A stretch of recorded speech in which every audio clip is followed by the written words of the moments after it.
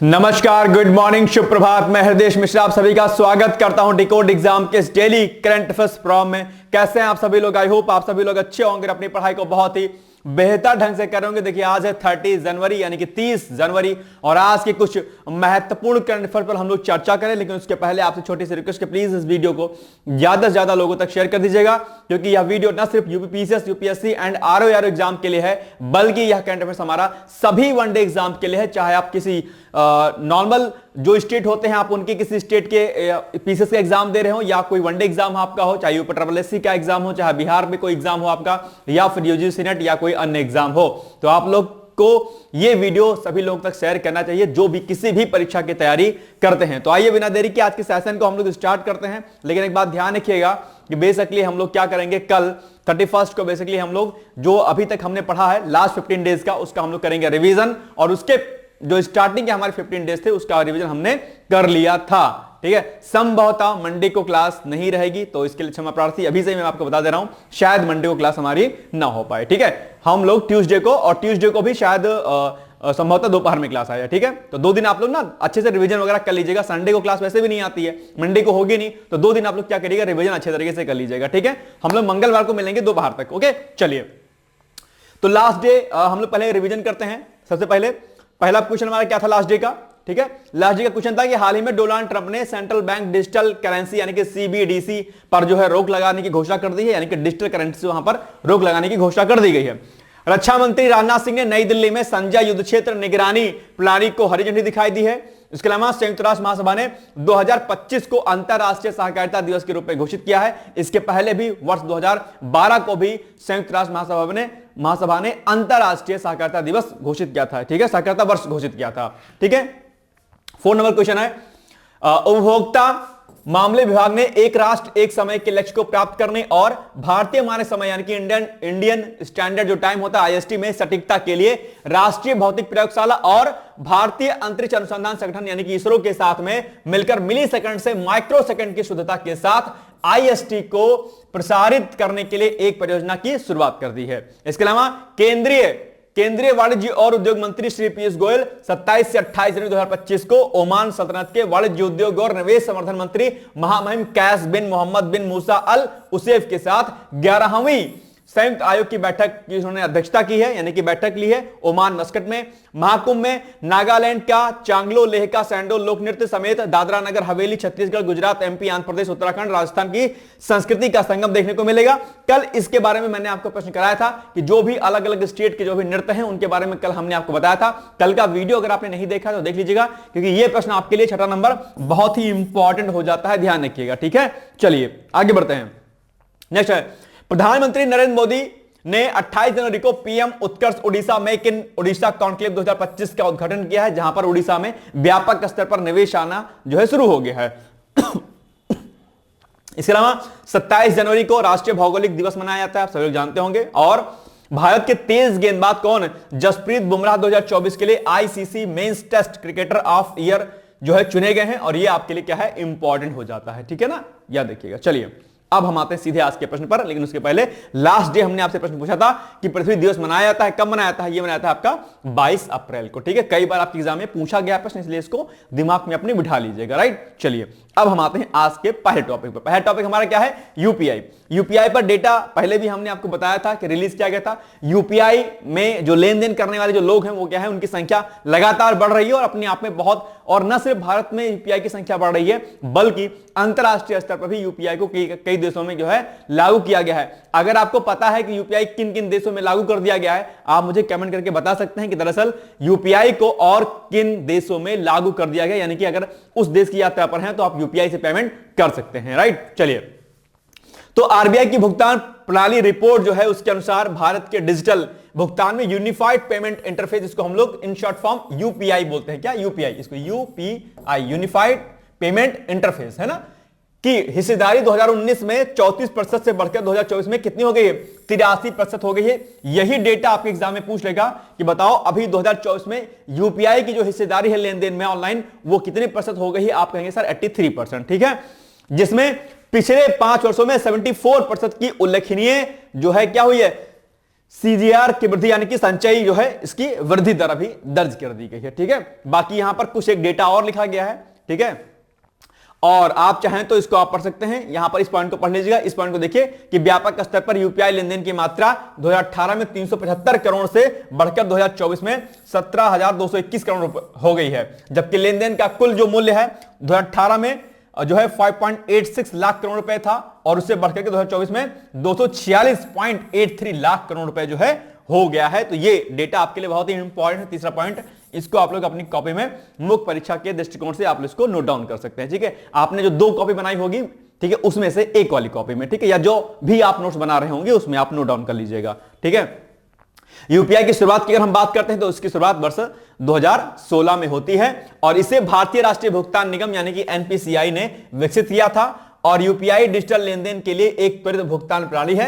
यह किसी भी बैंक अकाउंट को एक ही प्लेटफॉर्म पर क्या करता है, जोड़ता है, यानी कि अलग अलग बैंक अकाउंट को जोड़ता है और आप किसी भी बैंक अकाउंट से किसी भी बैंक में अपना पैसा जो है क्या कर सकते हैं, ट्रांसफर कर सकते हैं, जो कि आजकल आप लोग करते होंगे यूपीआई से। ठीक है, चलिए अब बताओ मुझे आप लोग कि यूपीआई की शुरुआत किस वर्ष हुई थी, 2015, 2016, 2018, 2019? तो फिर 2016 में दरअसल यूपीआई की शुरुआत हो गई थी। आप सभी लोग जानते होंगे। ऑप्शन नंबर बी क्या हो जाएगा, आपका सही उत्तर हो जाएगा। ठीक है, चलो आगे बढ़ते हैं। अब ये आपके लिए सूचना है कि यूपी पीसीएस का आप सभी लोग जानते होंगे कि एग्जाम पीसीएस का बेसिकली जो है आपका अक्टूबर में चला गया है, पीसीएस मेंस का एग्जाम आपका जून में चला गया है।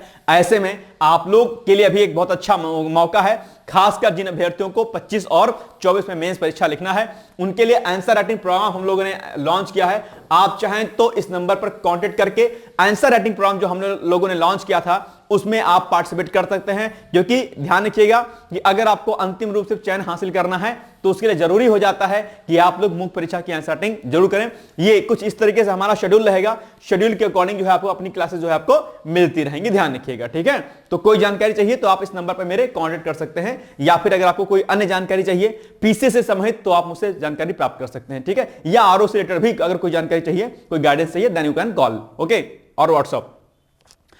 नेक्स्ट है गिलियन बैरे सिंड्रोम। ये एक प्रकार की बीमारी है और अभी आप जानते हो कि महाराष्ट्र पुणे में इसका प्रकोप बहुत तेजी के साथ दिखाई दे रहा है और नर्वस सिस्टम पर बेसिकली ये जो सिंड्रोम है ये अपना इंपैक्ट डालता है और लगभग 100 से ऊपर के जो है पेशेंट यहां पर देखने को मिले हैं। इसीलिए ये जो डिजीज है चर्चाओं में रही, 1-2 साल पहले भी चर्चाओं में थी, दोबारा से ये फिर से चर्चाओं में है, इसलिए आप एग्जाम के लिए जरूरी भी हो जाती है। तो पुणे में गिलियन बैरे सिंड्रोम, जिसको हम लोग जीवीएस बोलते हैं, के बढ़ते मामलों के बीच केंद्रीय स्वास्थ्य और परिवार कल्याण मंत्रालय ने राज्य में सार्वजनिक स्वास्थ्य हस्तक्षेप और प्रबंधन का समर्थन करने के लिए 7 सदस्यीय टीम का जो है क्या किया है, एक जो है टीम बनाई है, 7 जिसमें मेंबर होंगे जो इस पूरे जो है डिजीज का कवरअप करेगी, यानी कि इसको देखने का प्रयास करेगी। पुणे में अब तक जो है जीबीएस के यानी कि गिलियन बैरे सिंड्रोम के 111 मामले जो है सामने आ चुके हैं और ये चिंताजनक बात है। सामान्य सावधानियां बरकरार अगर आप रखते हैं तो इस जो है डिजीज से आप बच सकते हैं, जिसके अंदर आप देखे होंगे कि उबला हुआ पानी, बोतल बंद पानी पीना, खाने से पहले फलों और सब्जियों को अच्छी तरह से धोना, मुर्गी और मांस को ठीक तरह से पकाना, कच्चे या पके भोजन विशेष रूप से सलाद, अंडे, कबाब या समुद्री भोजन से परहेज करना। तो ये बात ध्यान रखिएगा। कुछ चीजें अगर आप शाकाहारी हैं तो जो भी सामान लाएं उसको क्या करें, अच्छे से उसको बेसिकली आप लोग जो है धुलें, वॉश करें, उसके बाद उसका इस्तेमाल करें। और बाकी जो अगर आप नॉनवेज वाले खाते हो तो पहली बात तो नॉनवेज खाने से बचें, और उसके अलावा अगर आप खाते भी हैं तो उसको सही तरीके से पका करके ही खाएं, ध्यान रखिएगा इस बात का। ठीक है, तो सबकी अपनी अपनी पसंद होती है, ठीक है, हालांकि वैज्ञानिक रूप से तो नॉनवेज नहीं खाना चाहिए, लेकिन फिर भी अगर आप खाते हैं तो ध्यान रखिएगा कि कोई भी चीज आपको नुकसान ना होने पाए। ठीक है, मन है, तन है, ये शुद्धता होनी चाहिए इसमें। ठीक है, चलिए आगे। हाल ही में निम्नलिखित में से किस राज्य में गिलियन बैरे सिंड्रोम के मामले देखे गए हैं? तो आप देखेंगे या उत्तर प्रदेश, बिहार, महाराष्ट्र या गुजरात। आप कहेंगे सर महाराष्ट्र के पुणे में देखे गए हैं, दैट मींस कि स्टेट क्या हो जाएगा आपका, महाराष्ट्र हो जाएगा, यानी कि ऑप्शन नंबर सी हो जाएगा सही उत्तर। एक बात ध्यान रखिएगा कि खान पीन जो आपका होता है वो आपके लिए बहुत महत्वपूर्ण होता है। कहते हैं कि जैसा आपका खान पीन होगा वैसा आपका व्यवहार, आचार व्यवहार होगा आपका। ठीक है, इसलिए खानों में शुद्धता जरूर होनी चाहिए, सिर्फ मन की शुद्धता ही नहीं बल्कि खाने में शुद्धता होनी चाहिए। यदि आपका खान पीन अच्छा है ठीक है। अगर आपका भोजन बेहतर है तो आपका जो व्यवहार होगा, आपके जो आचरण होगा वो भी अच्छा माना जाता है। इसलिए जब भी कुछ खाएं पिए तो कम से कम शुद्धता हो, सात्विकता हो अपने भोजन में। सात्विकता के साथ अगर आप खाते हैं भोजन को तो आपका मन, मस्तिष्क और वैसे ही कार्य करता है जिस प्रकार से एक तेज बुद्धि, कुशाग्र बुद्धि का व्यक्ति काम करता है। तो ध्यान रखिएगा, भोजन का संबंध सीधे हमारे मस्तिष्क से है, हमारी कुशाग्रता से, यानी कि हमारे माइंड से होता है कि हम कितने ज्यादा टैलेंटेड हो जाते हैं, राइट। चलिए आगे बढ़ते हैं। तो C is the right answer. Now next, विदेश सचिव विक्रम मिस्री जो हैं, तो आपको ध्यान रखना है कि ये अभी चीन की यात्रा पर हैं और इन्होंने कई सारे जो है बातों पर डिस्कशन किया, यानी कई सारे मुद्दों पर डिस्कशन किया है, जिसमें आपका कैलाश मानसरोवर यात्रा है और बहुत सारे मुद्दे हैं यहां पर अभी हम लोग देखेंगे। तो ये यात्रा दरअसल विक्रम मिस्री की बहुत इंपॉर्टेंट है। एक महत्वपूर्ण बात मैं आपसे कह देता हूं कि जब भी कोई प्रधानमंत्री, राष्ट्रपति या विदेश सचिव या विदेश मंत्री जब किसी विदेश की यात्रा पर जाते हैं तो वो जहां पर जो जो बातों पर जो डिस्कशन होता है उन बातों पर डिस्कशन पर प्रश्न पूछा जाता है और संबंधित देश के संबंध उस देश के साथ कैसे हैं यह भी प्रश्न पूछा जाता है। तो चूंकि विक्रम मिस्री जो कि आपके विदेश सचिव हैं, ये चीन की यात्रा पर थे, ऐसे में भारत चीन यात्रा पर आपके एग्जाम में प्रश्न पूछे जा सकते हैं। तो ये आपको क्या करना है, याद रख लेना है, आपको रेडी कर लेना है इस चीज को, ठीक है ना। चलिए, भारत और चीन ने द्विपक्षीय संबंधों में स्थिरता लाने और फिर से सक्रिय करने के उद्देश्य से विदेश सचिव और चीन के उप मंत्री की बैठक के दौरान उन्होंने कई उपायों पर सहमति व्यक्त की है, जैसे कि इसमें कैलाश मानसरोवर यात्रा, आप इससे सभी लोग परिचित होंगे, बड़ी यात्रा मानी जाती है और इसको फिर से शुरू करने की बात कही गई है। इसके अलावा दोनों देशों के बीच में सीधी उड़ानों की बहाली और अन्य बातों के अलावा सीमा पर नदी के आंकड़ों को साझा करना शामिल है। चीन की 2 दिन की यात्रा पर गए विदेश सचिव विक्रम मिस्री इस बैठक में शामिल हुए हैं। तो कई सारे ऐसे मुद्दे हैं, आप जानते होंगे चीन और भारत का संबंध उठापटक वाला लगा रहता है और आज से नहीं बल्कि लंबे समय से जो है चीन और भारत में जल्दी बनती नहीं है, ठीक है। आप जानते होंगे कि चीन की जो नीति है वो कैसी है, विस्तारवादी नीति है चीन की। आप जानते होंगे उनकी जो विदेश नीति है, जो उनका जो फॉरेन जो उनका एक तरीका है, फॉरेन इन्वेस्टमेंट का तरीका हो या फिर जो है इंटरनेशनल रिलेशन में कोई अलग रिलेशन हो, वो लोग अलग अलग जगहों पर कब्जा करने की नियति से कुछ ना कुछ कांड करते रहते हैं और ऐसे में कहीं ना कहीं भारत के लिए जो है असुविधाजनक या फिर तकलीफ देह या फिर जो भी आप कह लीजिए एक प्रॉब्लम क्रिएट करता है। और आप जानते होंगे कि भारत के कई सारे क्षेत्रों पर चीन अपना कब्जा बताता रहता है और उसी को लेकर कई बार तनातनी लगी रहती है। इसके अलावा चीन भारत के जो पड़ोसी देशों हैं वहां पर भी अपना जो है स्थायित्व बनाना चाहता है ताकि वो किसी ना किसी रूप में भारत को किसी भी तरीके से क्या कर सके, घेर सके। तो ये बात आप लोग ध्यान रखिएगा। और इसका बढ़िया उदाहरण आप नेपाल देख सकते हैं कि नेपाल में एक बड़ा इन्वेस्टमेंट जो है दरअसल चीन कर रहा है। और ये आपको पता होगा कि नेपाल के साथ हमारे न सिर्फ जो है राजनयिक संबंध अच्छे हैं बल्कि हमारे वहां पर सांस्कृतिक और अन्य संबंध भी हमारे नेपाल के साथ जुड़े हुए हैं। और नेपाल आज भी नेपाल से जुड़े हुए लोग होंगे, वहां शादी एक दूसरे से होती रहती, जो पड़ोसी नेपाल के जो डिस्ट्रिक्ट्स हैं, जो जिले हैं, जो शहर हैं, वहां पर जो लड़के लड़कियां हैं आपस में शादी करते रहते हैं। आप जानते होंगे इस बात को। तो हमारा जो कल्चर है बेसिकली नेपाल के साथ बहुत अच्छा है, ठीक है। तो इसी बात का फायदा उठाकर कहीं ना कहीं चीन जो है नेपाल में अपना इन्वेस्टमेंट कर रहा है ताकि किसी ना किसी रूप में जो है वो क्या करे, नेपाल को अपने कब्जे में कर ले और नेपाल के सहारे कहीं ना कहीं भारत पर वो अटैक कर सके। तो इस प्रकार की उसकी प्रणाली रहती है। खैर, अभी चूंकि गए हुए विक्रम मिस्री जी वहां पर, तो कुछ मुद्दों पर जरूर बात हुई है, देखते हैं कि इसका क्या प्रतिफल निकलता है। चलिए आगे बढ़ते हैं। आपका टास्क है कि भारत चीन संबंधों पर आप लोग जो है क्या करिएगा, रेडी कर लीजिएगा, खासकर भैया पीसीएस वाले जो स्टूडेंट्स हैं वो। टास्क नंबर 1 है आपको भारत चीन संबंधों पर अपना मैटर रेडी करना। क्या? भारत चीन संबंध, भारत चीन संबंध, ये बहुत इंपॉर्टेंट है। इस पर आप लोग जो है क्या करिएगा, नोट्स अच्छे से बना लीजिएगा, ठीक है, आपके लिए जरूरी है ये। चलिए आगे बढ़ते हैं हम लोग। और यहां पर और कई सारे बातें यहां पर लिखी गई हैं, जो जो बातें वहां पर हुई हैं। और आप यह भी जानते हो कि भारत और चीन के बीच राजनैतिक संबंधों की 75वीं वर्षगांठ का बेहतर उपयोग किया जा सके, इसीलिए दरअसल वो यहां पर जो है गए हुए हैं। आप जानते होंगे 75वीं वर्षगांठ दरअसल हो रही है भारत और चीन के राजनयिक संबंधों की, ठीक है। चलिए बाकी पॉइंट्स आप लोग पढ़ लीजिएगा पीडीएफ फॉर्म में। चलिए आगे बढ़ते हैं। बताओ भारत के विदेश सचिव कौन है? विक्रम मिस्री हैं या अरविंद पनगाड़िया हैं या राजीव कुमार है फिर एस जयशंकर हैं? तो सिंपल सी बात है, विक्रम मिस्री जी हैं, जो यानी कि option number A is the right answer, ठीक है। ये सब पूछे जाते हैं प्रश्न, ध्यान रखिएगा। चलिए आगे बढ़ते हैं।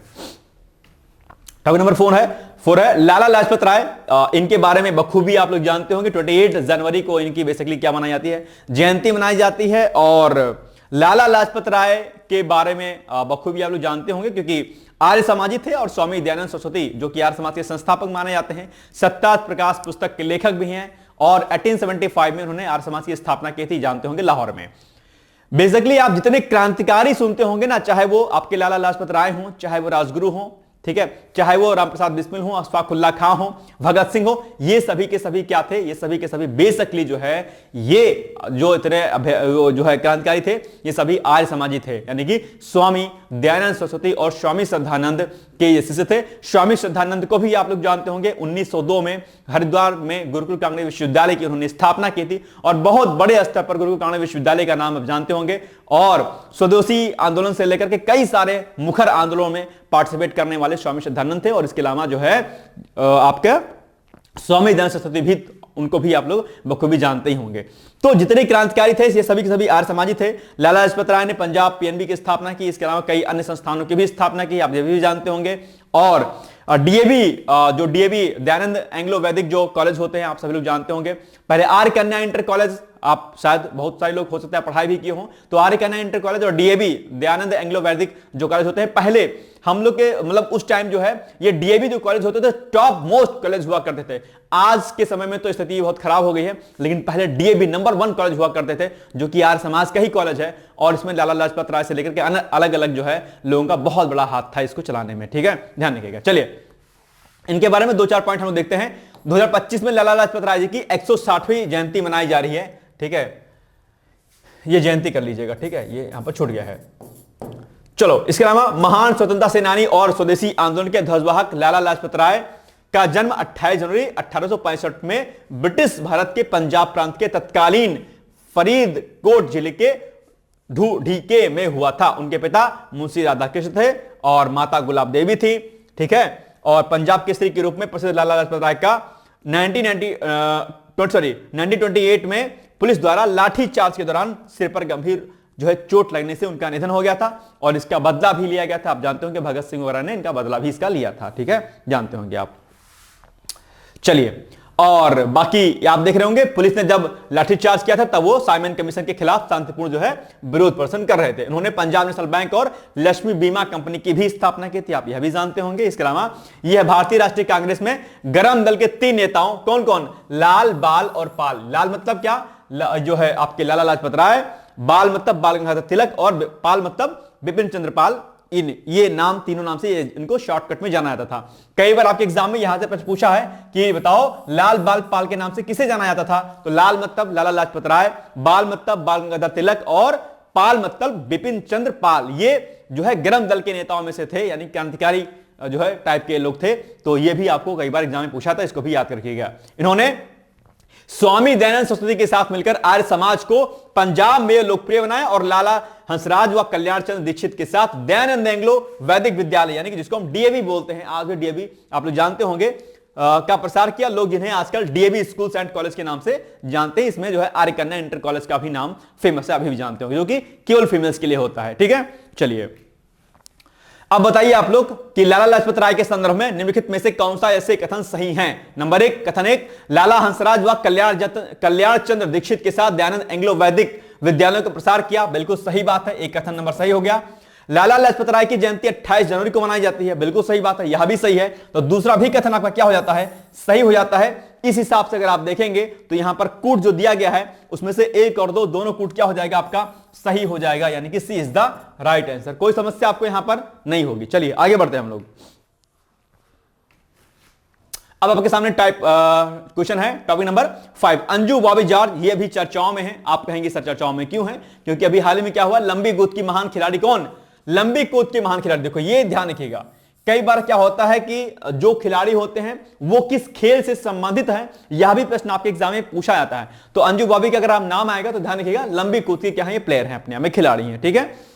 तो लंबी कूद की महान खिलाड़ी कौन, अंजू बॉबी जॉर्ज को भारतीय एथलेटिक्स महासंघ के 9 सदस्यीय एथलीट आयोग का अध्यक्ष नियुक्त किया गया है, ध्यान रखिएगा, जिसमें 6 महिलाएं हैं और भाला फेंक स्टार नीरज चोपड़ा सबसे प्रमुख नामों में से एक हैं। इसके अलावा 2003 विश्व चैंपियनशिप की कांस्य पदक विजेता अंजू एफएफआई में वरिष्ठ उपाध्यक्ष भी हैं और इस वर्ष की राष्ट्रीय अंतरराज्यीय सीनियर चैंपियनशिप जो है कब से कब तक होगी, 20 से लेकर के 24 अगस्त तक आयोजित होगी चेन्नई में। इसके अलावा राष्ट्रीय ओपन चैंपियनशिप जो पिछले साल पुणे या बेंगलुरु में आयोजित होने वाली थी, अब जो है 27 से 30 सितंबर तक रांची में आयोजित किया जाएगा। तो ये डेट कुछ है गेम्स के, आप इनको चाहें तो नोट डाउन कर सकते हैं। फिलहाल ये आपके लिए इंपॉर्टेंट है, इतना पॉइंट आपके लिए क्या है, इंपॉर्टेंट है। 2 नंबर पॉइंट तक आपके लिए ज्यादा इंपॉर्टेंट है, ठीक है, इसको नोट डाउन कर लीजिएगा। चलिए अब बताओ कि हाल ही में किसे भारतीय एथलेटिक्स महासंघ के 9 सदस्यीय एथलीट आयोग का अध्यक्ष चुना गया है? किरण राव, सुधा सिंह, अंजू बॉबी जॉर्ज या फिर इनमें से कोई नहीं? बहुत सही सा जवाब है, अभी तुरंत हमने तो बताया आपको। कौन सा है? ए वाला है ना, किरण राव। किरण राव है क्या? नहीं भाई, किरण राव नहीं है, अंजू बॉबी जॉर्ज है, ठीक है, याद रखिएगा इसको, ठीक है। चलो आगे बढ़ते हैं हम लोग। अब ये आपके सामने एक और ऐड है आ गया, PCS 2025 foundation course. Date already आपकी बहुत आगे बढ़ चुकी है और अब आपके सामने मौका है पीसीएस को जो है क्रैक करने का, और मुझे लगता है कि इस मौके को आपको बिल्कुल छोड़ना नहीं चाहिए। और ऐसे में आपको decode exam PCS foundation course 2025 को जरूर ज्वाइन करना चाहिए। यहां पर रिकॉर्डेड वीडियो लेक्चर्स मिलते हैं आपको, ठीक है। यहां पर मैं एक पॉइंट में जल्दी से बता देता हूं फटाफट, ठीक है। इंटीग्रेटेड वीडियो लेक्चर्स मिलेगा आपको, pre plus mains plus interview की तैयारी कराई जाएगी। एक्सपीरियंस टीचर होंगे, पर्सनल इंटरनल जो है आपका इंटरेक्शन होगा टीचर के साथ में। Recorded video lectures through android application and website, यानी कि एंड्रॉइड एप्लीकेशन और वेबसाइट से आप उसको देख सकते हैं। All previous year question paper, चाहे वो प्री का हो चाहे मेंस का हो, वो भी कराया जाएगा आपको। Test series for pre and mains, mains की टेस्ट सीरीज और प्री की टेस्ट सीरीज दोनों कराई जाएगी। Regular topic wise test in Telegram group, यानी कि आपको प्री का टेस्ट कराया जाएगा टेलीग्राम ग्रुप के माध्यम से डेली, और इसके अलावा आंसर राइटिंग प्रैक्टिस भी आपको अलग से कराई जाएगी, ये भी ध्यान रखिएगा। कोर्स की जो वैलिडिटी होगी 18 महीने की होगी, और अगर आप इंटरव्यू तक जाते हैं तो आपको एज ए रिवार्ड जो है आपकी सारी फीस क्या हो जाएगी, वापस हो जाएगी। इसके अलावा इसमें आपको सीसैट भी कराया जाएगा, हिंदी भी कराई जाएगी और आपको निबंध भी कराया जाएगा। यानी कि कहने का मतलब यह हुआ, आपको किसी बाहरी पुस्तक पर आपकी डिपेंडेंसी नहीं रह जाएगी, इस पूरे कोर्स में आपको सब कुछ दिया जाएगा।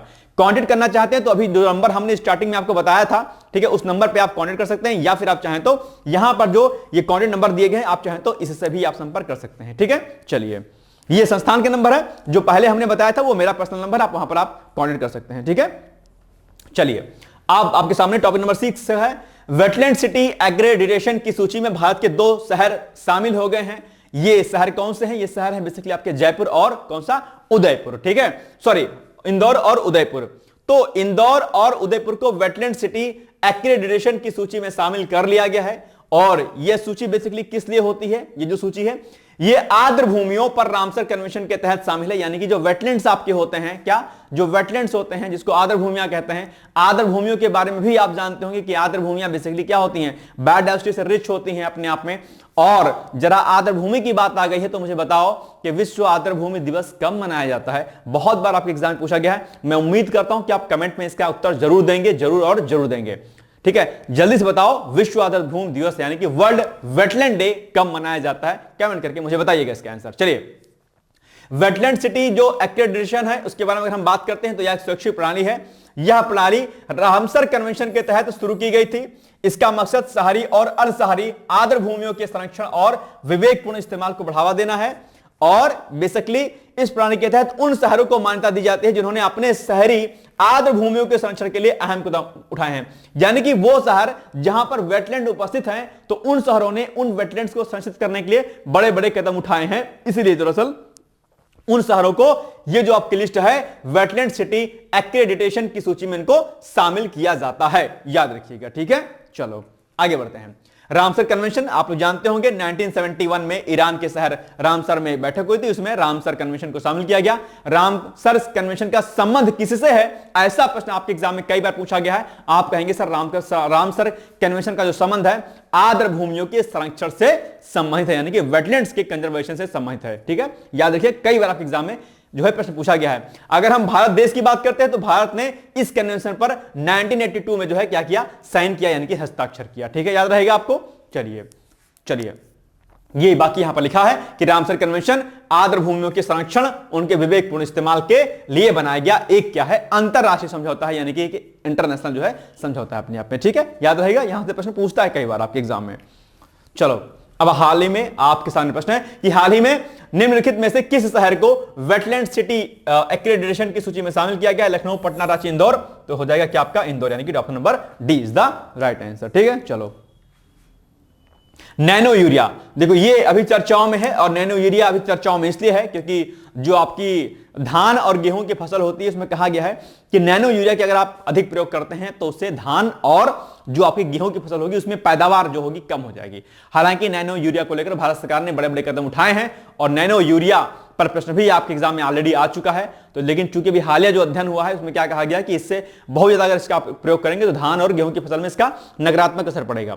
एक बात ध्यान रखिएगा आप लोग कि बेसिकली मैं जनरली मैं एक बात कहता हूं कि कंपोस्ट कोई भी आ जाए दुनिया में, कोई भी आ जाए, अगर वो ऑर्गेनिक नहीं है तो प्रॉब्लम क्रिएट करेगा। हमारी जो पारंपरिक जो हमारी जो खादें थी, ठीक है, वो पारंपरिक खादें ही हमारे लिए क्या थी, ज्यादा बेहतर थी। जैसे गोबर की खाद जो होती है उसमें जो न्यूट्रिएंट होते हैं, जो चीजें होती हैं, उससे बड़ा कुछ नहीं होता है। पुराने पेड़ की मिट्टी लीजिए, पुरानी दाल का भूसा लीजिए, गोबर लीजिए, गौमूत्र लीजिए, मिलाइए, मिक्स करिए ड्रम में। इसकी क्वांटिटी होती, कभी मौका मिलेगा तो आपको बताऊंगा कि किस तरीके से हम खाद बनाते हैं। उसको आप मिलाइए और अपने जो है उस पर जो है पौधों पर छिड़काव करिए, अपने खेतों में डालिए उसको। दैट्स इट, कुछ ज्यादा कुछ दिमाग लगाना नहीं है आपको।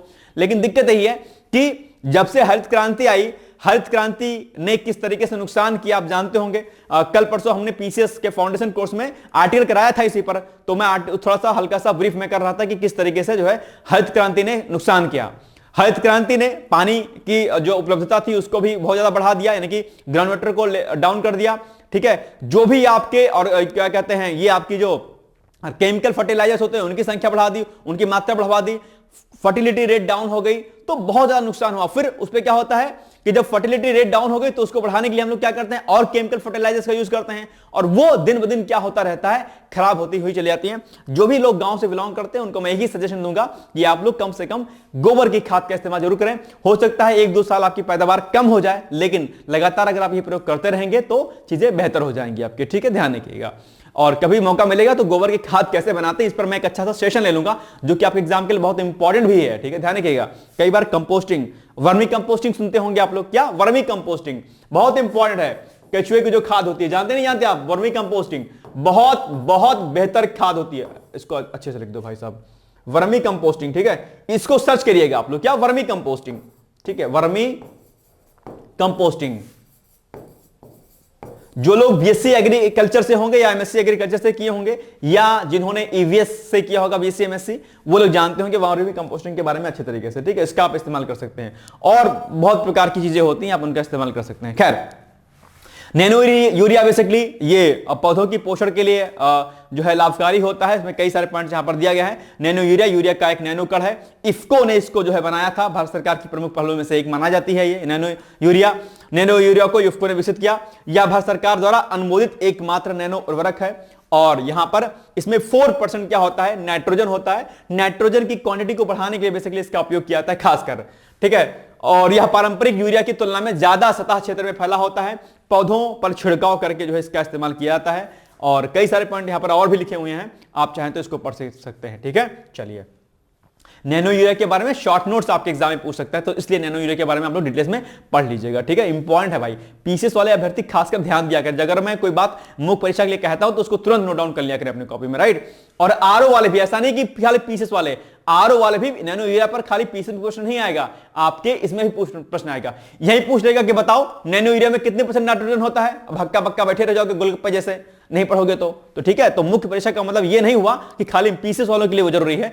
पीसीएस वालों के लिए, मुख्य परीक्षा के लिए लिखने के लिए इंपॉर्टेंट है, और डेटा के लिए, प्री के लिए, पीसीएस और आरओ दोनों के लिए जरूरी है, ठीक है। ये बात समझ जाना, पहले सोचो कि यार पीसीएस के लिए सब बताते रहते हैं, ऐसा कुछ नहीं है, ठीक है। चलो, नैनो यूरिया के संदर्भ में निम्नलिखित में से कौन सा ऐसे कथन सही है। नंबर 1 पॉइंट, यह भारत सरकार द्वारा अनुमोदित एकमात्र नैनो उर्वरक है, बिल्कुल सही बात है। नैनो यूरिया को इफ्को ने विकसित किया है, बिल्कुल सही बात है, यह भी सही है। तो 1 और 2 दोनों कथन सही है। इस हिसाब से आपका ऑप्शन नंबर क्या हो जाता है, सी हो जाता है सही, यानी कि कूट की सहायता से सही उत्तर का चयन कीजिए। तो कूट में 1 और 2 दोनों यहां पर है, तो ठीक है।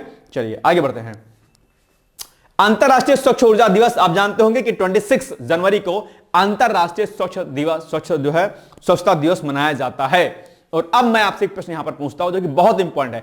आप जानते होंगे एसडीजी गोल्स के बारे में, आपने नाम सुना होगा एसडीजी गोल का, है ना। चलो, एसडीजी गोल, ये देखो, ये क्या होता है, एसडीजी गोल, ठीक है। यहां से प्रश्न आपके एग्जाम में बहुत पूछता है, कितने एसडीजी गोल्स है भैया, बताओ जरा, कितने एसडीजी गोल्स हैं। 17 एसडीजी गोल्स हैं, आप जानते होंगे कितने, 17 एसडीजी गोल्स है। और इन 17 एसडीजी गोल्स को प्राप्त करने का लक्ष्य कब तक रखा गया है, 2030 तक। और इसमें जो ये 17 गोल्स आपको जो दिखाई देते हैं, कौन सा गोल किस नंबर पर है, ऐसा प्रश्न अक्सर आपके एग्जाम में पूछा जाता है। तो आज मैं आपसे पूछता हूं कि स्वच्छ पर्यावरण को प्राप्त करने का लक्ष्य एसडीजी गोल में किस नंबर पर रखा गया है, मुझे बताओ। और हर हाल में एसडीजी गोल पर प्रश्न आपके एग्जाम में पूछा जाता है। तो अगर अभी तक आप लोगों ने एसडीजी गोल 17 को 17 नहीं तैयार किए हैं तो इसको तैयार कर लीजिएगा। आपका टास्क नंबर दूसरा तीसरा जो भी है टास्क नंबर, ये हो गया आपका टास्क कि आप लोग 17 के 17 एसडीजी गोल्स को क्या करना है। भाई साहब ऐसा है, बैठे मत रहो, ठीक है। मुझे सब दिख रहा है, दूरबीन यहां से मुझे लगी हुई है, आप लोग नोट नहीं कर रहे हो। कुछ लोग नोट कर रहे हैं, कुछ लोग नहीं नोट कर रहे हैं। 17 के 17 एसडीजी गोल्स आपके एग्जाम में पूछे जाते हैं। और कभी कभी गैप हो जाए, नहीं पूछे एग्जाम में, अलग बात है। नहीं तो आप विगत वर्षों के प्रश्न पत्र को अगर आप उठा के देखेंगे तो आप ये पाएंगे कि एसडीजी गोल से हर हाल में प्रश्न आपके एग्जाम में पूछा गया है। इसके अलावा सतत विकास, क्या सतत विकास, क्या सतत विकास, ठीक है, संधारणीय विकास, संधारणीय विकास, और एक शब्द और क्या होता है, समपोषी विकास। इसको भी आपको क्या करना है, रेडी कर लेना है अपने एग्जाम के लिए, बहुत इंपॉर्टेंट है, जिसको हम लोग बेसिकली सस्टेनेबल जो है क्या बोलते हैं, गोल्स बोलते हैं, सस्टेनेबल गोल्स इसको। और आपके जो है सस्टेनेबल डेवलपमेंट क्या है, हमें संधारणीय समपोषी विकास कैसे करना चाहिए, ये क्या होता है, इस पर अक्सर आपके एग्जाम में जो है प्रश्न पूछे जाते हैं। तो इसको भी आपको क्या करना है, याद कर लेना है, ठीक है। ये सब रेडी कर लेना भाई, आपके एग्जाम में बहुत जरूरी है। चलो तो यहां पर आप देख पा रहे हो कि 26 जनवरी को अंतरराष्ट्रीय स्वच्छ ऊर्जा दिवस मनाया जाता है। अंतरराष्ट्रीय स्वच्छ ऊर्जा दिवस यानी कि क्योंकि हमें बेसिकली क्या करनी है, हमें प्योर एनर्जी की नीड है, अंतरराष्ट्रीय ऊर्जा जो दिवस है उसीलिए मनाया जाता है। और इसी पर एक प्रश्न और बनता है कि राष्ट्रीय ऊर्जा संरक्षण दिवस कब मनाया जाता है, तो वो मनाया जाता है आपका 14 दिसंबर को, ठीक है। अंतरराष्ट्रीय स्वच्छ ऊर्जा दिवस का जो उद्देश्य है वो क्या है, वो उद्देश्य है कि लोगों को स्वच्छ ऊर्जा के बारे में जागरूक करते हुए पर्यावरण सुरक्षा पर ध्यान देना, ठीक है। बस यही हो गया आपका। अब आपके सामने प्रश्न है, आप बताओ निम्नलिखित में से कौन सा एक युग्म सही सुमेलित नहीं है, ये आपको बताना है। अंतरराष्ट्रीय स्वच्छ ऊर्जा दिवस 26 जनवरी को मनाया जाता है, बिल्कुल सही बात है। भारतीय सेना दिवस 15 जनवरी को मनाया जाता है, बिल्कुल सही बात है। प्रवासी भारतीय दिवस 9 जनवरी को मनाया जाता है, बिल्कुल सही बात है। विश्व जल दिवस 22 अप्रैल को मनाया जाता है, बिल्कुल सही बात है। सही बात है क्या नहीं भाई साहब, ये क्या होगा, मार्च महीना होगा 22 का, ये गलत ऑप्शन है। यानी कि बेसिकली विश्व जल दिवस ये मार्च में मनाया जाता है, अप्रैल में नहीं मनाया जाता है। तो 22 अप्रैल को क्या मनाया जाता है, अब बताओ मुझे जरा, ठीक है। मैंने कहा कि विश्व जल दिवस 22 अप्रैल को नहीं मनाया जाता है, तो अब मुझे बताओ कि 22 अप्रैल को फिर क्या मनाया जाता है, कमेंट करके जरा मुझे इसका उत्तर बताओ। और इस हिसाब से आपका ये पहला ऑप्शन क्या होता है, गलत हो जाता है। यानी कि B is the wrong answer, क्योंकि सही सुमेलित नहीं है। यही सुमेलन क्या है, नहीं सही है। विश्व जल दिवस 22 मार्च को मनाया जाता है, ठीक है। चलो आगे बढ़ते हैं। तो B is the right answer हो गया। टॉपिक नंबर 9, हरिमन शर्मा को पद्मश्री सम्मान से सम्मानित किया गया है। ये भाई साहब अभी चर्चाओं में है हरिमन शर्मा जी, और सेब के लिए, एप्पल के लिए बेसिकली ये फेमस हैं, एप्पल की खेती के लिए। और इनके बहुत प्रकार के कई सारे जो दरअसल इनको जो है पुरस्कार से सम्मानित किया जा चुका है, अभी चर्चाओं में हैं। और हिमाचल प्रदेश के रहने वाले हैं। दूरदर्शी किसान हरिमन शर्मा को भारतीय कृषि में उनके परिवर्तनकारी पोषण योगदान के लिए सर्वोच्च नागरिक पुरस्कार पद्मश्री से सम्मानित किया गया है। बहुत बड़ी बात है अपने आप में। उन्होंने HRMAN 99, ठीक है, नामक एक अभिनव स्वपरागण युक्त कम ठंड में उपजने वाली सेब की किस्में विकसित की है। आप जानते होंगे जो एप्पल्स होते हैं बेसिकली ठंडे प्रदेशों में जो है होते हैं, लेकिन ये इन्होंने जो ये विकसित किया है, ये क्या कहते हैं सेब एप्पल, वो बेसिकली कम ठंडे वाले प्रदेशों में भी इसको हम लोग उगा सकते हैं, ठीक है। HRMN 99 सेब की किस्म की विशेषता इसकी धारीदार लाल पीली त्वचा, मुलायम और रसदार गूदा तथा प्रति पौधा सालाना 75 किलोग्राम तक फल देने की क्षमता है। यानी कि एक पेड़ जो है 75 किलोग्राम तक जो है क्या करेगा, फल देगा। अब आप देख लीजिए रेट कितना होता है सेब का, लगभग 200 से 250 रुपया क्या होता है, 200 से लेकर के 250 रुपया जो है प्रति किलो आप सेब आजकल मिलता है, जब अच्छे जो सेब क्वालिटी होते हैं। मैं 200 रुपया ही मान लेता हूं। तो आप सोचो कि अगर एक पेड़ 75 किलो अगर सेब देता है, तो आप जो लो 75 और गुड़े कितना 200, आप मल्टीप्लाई कर लीजिएगा, एक पेड़ इतना रुपया देता है। बहुत पैसा है भाई साहब खेती में, ठीक है। पता नहीं कि आप लोग काहे तैयारी कर रहे हो अरे मजाक कर रहा था, करो करो। कहने का मतलब यह है कि अगर कभी आपको इन फ्यूचर फार्मिंग करनी हुई तो आप लोग जो है इन प्रकार की चीजों पर काम बेहतर ढंग से कर सकते हैं। और आप तो पढ़े लिखे लोग हैं, आप लोग तो एग्रीकल्चर में बहुत अच्छा कर सकते हैं और करना भी चाहिए, ठीक है, ध्यान रखिएगा। चलिए, हरिवंश शर्मा को वर्ष 2017 में तत्कालीन राष्ट्रपति प्रणब मुखर्जी ने 9वें राष्ट्रीय द्विवार्षिक ग्रास रूट इनोवेशन और उत्कृष्ट पारंपरिक ज्ञान पुरस्कारों के राष्ट्रीय पुरस्कार से भी सम्मानित किया था। इसके अलावा भी उन्हें कई पुरस्कारों से सम्मानित किया गया है। आप यहां पर ये सारे पुरस्कार आप देख सकते हैं कि एक छोटा सा किसान, सोचो इतने सारे पुरस्कार उसको दिए गए हैं, मतलब ये अपने आप में बहुत बड़ी बात है अपने आप में। और अभी तो इनको पद्मश्री से भी सम्मानित किया जा चुका है। आप जिंदगी भर पढ़ते रहेंगे, जिंदगी भर दिमाग किताबों में लगाते रहेंगे, कौनों से भी आपको एक सम्मान नहीं दिया जाएगा, ठीक है। सस्पेंड नौकरी में और कर दिया जाएगा, नेताजी की डांट सो पड़ेगी सो अलग पड़ेगी, फटकार रख दिया जाओगे। एक बात ध्यान रखिएगा कि नौकरी चाकरी अगर नहीं लगेगी टेंशन मत लेना, अपना काम चाहे खेती का हो, किसानी का हो, बिजनेस का हो, खुद करिएगा, ठीक है। ज्यादा इधर उधर नौकरी प्राइवेट की मत करिएगा, मतलब मेरा एडवाइस आपको तो यही है, अपना काम ज्यादा बेहतर होता है।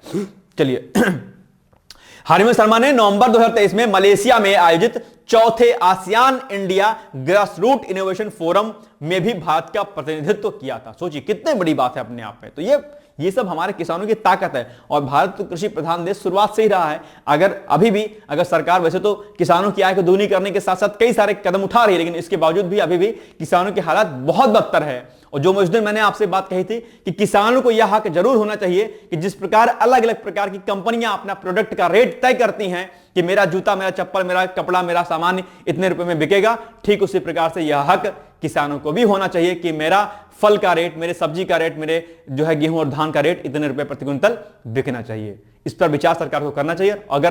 अगर मैं इस बात से, अगर आप मेरी सहमत हैं तो मुझे कमेंट करके बताइएगा इसको, ठीक है। चलिए, तो अब आपके सामने प्रश्न है कि हरिवंश शर्मा को पद्मश्री सम्मान से सम्मानित किया गया है। उन्हें निम्नलिखित में से किस क्षेत्र में योगदान के लिए यह पुरस्कार दिया गया है?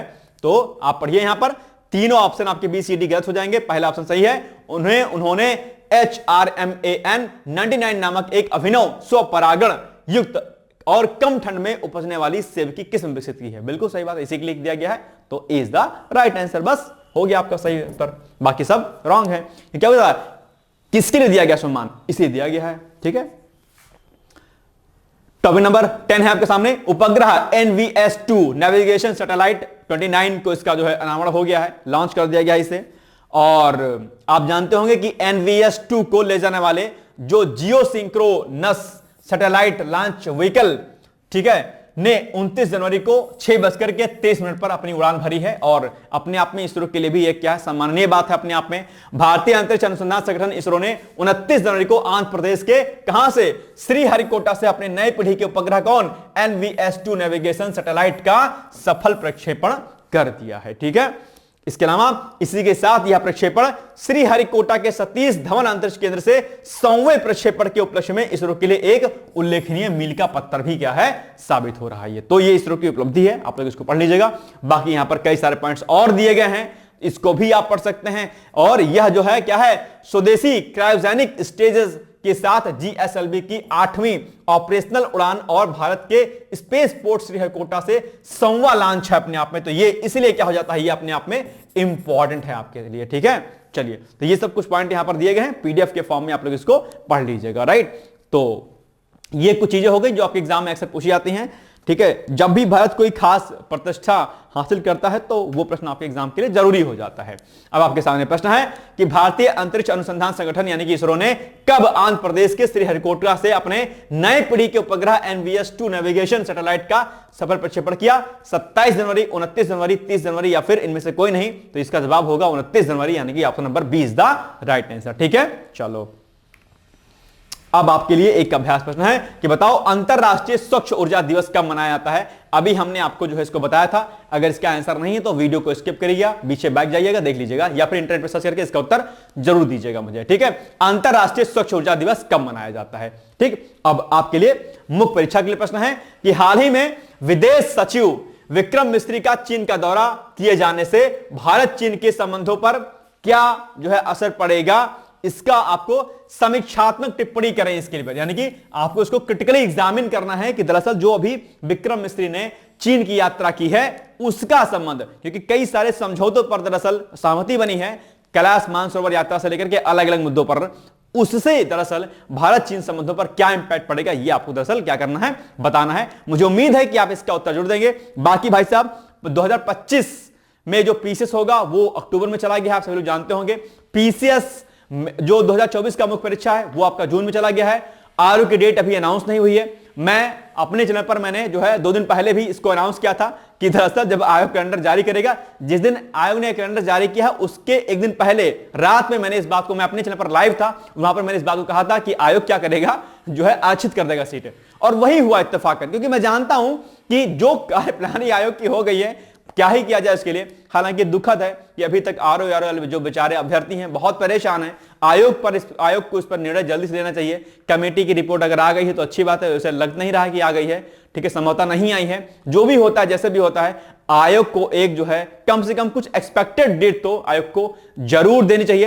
हालांकि मैं आपसे कहता हूं कि अप्रैल के बाद जो भी आरक्षित डेटे हैं उनमें से कोई डेट आप मान के तैयारी कर सकते हैं, या फिर आप चाहें तो आप पीसीएस की तरफ मूव ऑन कर सकते हैं। पीसीएस की तैयारी कीजिएगा तो उससे आपका पीसीएस की तैयारी भी हो जाएगी और आरओ एआरओ की भी तैयारी हो जाएगी।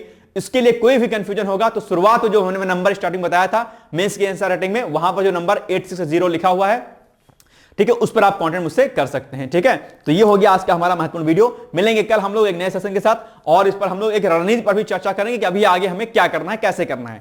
ठीक है, तो फिर अब हम लोग मिलेंगे अगले वीडियो में। तब तक आप लोग पढ़ते रहिए, मस्त रहिए, व्यस्त रहिए। मेरी तरफ से बहुत सारी शुभकामनाएं हैं। All the best and thank you so much. Bye bye, take care. दोस्तों, क्या आप पीसीएस अधिकारी बनना चाहते हैं? यदि हाँ, तो डिकोड एग्जाम लेकर आया है यूपी पीसीएस फाउंडेशन कोर्स 2025। यह एक ऑल इन वन कोर्स है जिसमें प्रीलिम्स मेंस दोनों ही परीक्षाओं के लिए वीडियो लेक्चर, एनसीईआरटी और standard books based bilingual notes उपलब्ध कराया जा रहा है। इस कोर्स में प्री और मेंस के सभी प्रीवियस ईयर क्वेश्चंस पेपर भी वीडियो लेक्चर के माध्यम से कोर्स में सम्मिलित होंगे। साथ ही साथ में कोर्स का कंटेंट गुणवत्तापूर्ण होने के साथ ही साथ एग्जाम ओरिएंटेड है, जिससे कोर्स लेने वाले स्टूडेंट्स को कोई भी बाहरी पुस्तक या नोट्स पढ़ने की आवश्यकता न पड़े। इस कोर्स में प्रीलिम्स और मेंस के टेस्ट सीरीज तथा आंसर राइटिंग प्रोग्राम भी शामिल है, जिसके साथ ही साथ टेलीग्राम ग्रुप में रेगुलर टॉपिक वाइज टेस्ट कराए जाएंगे। इसके साथ ही सीसेट, निबंध तथा सामान्य हिंदी की अतिरिक्त कक्षाएं भी चलाई जाएंगी तथा हमारे कोर्स से परीक्षा में सफल होकर इंटरव्यू देने वाले विद्यार्थियों को इंटरव्यू की भी तैयारी कराई जाएगी, और अंतिम परिणाम कुछ भी हो, पूरी फीस उन्हें रिवार्ड के स्वरूप जो है वापस कर दी जाएगी तथा अगले बैच में उन्हें निःशुल्क प्रवेश प्रदान किया जाएगा। उल्लेखनीय है कि डिकोड एग्जाम एक संस्थान के रूप में 5 वर्ष के अपने सफल कार्यकाल में अब तक 55 से अधिक विद्यार्थियों को विभिन्न परीक्षाओं में अंतिम सफलता दिलाने में अपना सफल योगदान दे चुका है। इस कोर्स की फीस 15,000 रुपये निर्धारित की गई है, लेकिन पहले प्रवेश देने वाले 100 विद्यार्थियों को 3,000 रुपये की विशेष छूट दी जा रही है। और अधिक जानकारी के लिए हमारे संस्थान के नंबर 6307495944 पर संपर्क करें।